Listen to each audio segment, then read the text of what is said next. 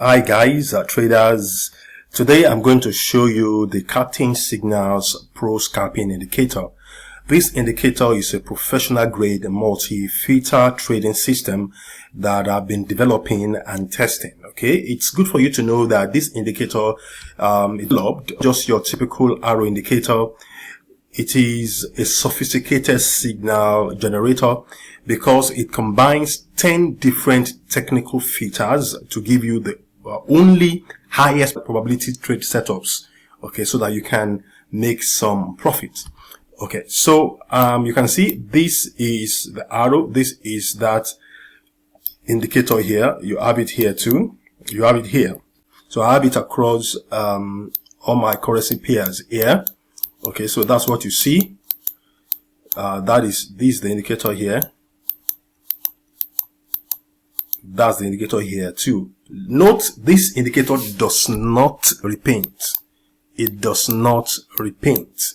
Okay, I will show you the properties of this indicator so that you will know what is there. One other thing about this indicator is that it gives you it rates the signals. It gives it a kind of percentage when you have the push notification.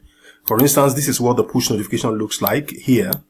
Okay, you see Captain Pro buy USDCHF quality 66%. Okay, in fact, this indicator will actually not generate until quality is above 60%. So you can have between 66% and 95% quality. Okay, so looking at the properties, that will show us the different indicators in the property and how you can adjust them. The core strategy for this indicator is actually the Ichimoku system. You agree with me that that is one of the most complete trading systems ever created. Okay, and you can see the settings here. This can be actually adjusted based on what you want or what you want to get. And the second one I want to look at, okay, is the Fibonacci system. Okay, the Fibonacci is actually another very important entry system or trading system for traders. And we all know that most traders struggle with entries. They see a trend but enter too late or so. This indicator actually solves that with intelligent Fibonacci retracement. Okay, so what the indicator does automatically is that it identifies swing high and swing low over the last 30 bars. Okay, you can adjust this. I've shown you there. You can adjust this here in the swing period. You can adjust that. So the Fibonacci identifies that. Then it draws the Fibonacci retracement levels, then waits for price to touch these levels before giving a signal. Okay, it actually uses a very, very dynamic method to get this, combining it with ADX trend strength. Okay, you have the ADS strength there. Let's look at other advanced filters that we have. Okay, you have the supply and demand. You can set that to be true, okay, or false. In this case, it is true. Okay, then you can adjust the supply and demand zone here. Then you have the ATR volatility filter. Okay, then this system also uses price action. Okay, it uses this form of candle engulfing pattern, candle pattern price action. Okay, so what it does is that it checks for a engulfing pattern. If you set it to be true, okay, it will paint a signal when this also happens as a form of filter or confirmation to other main core signals.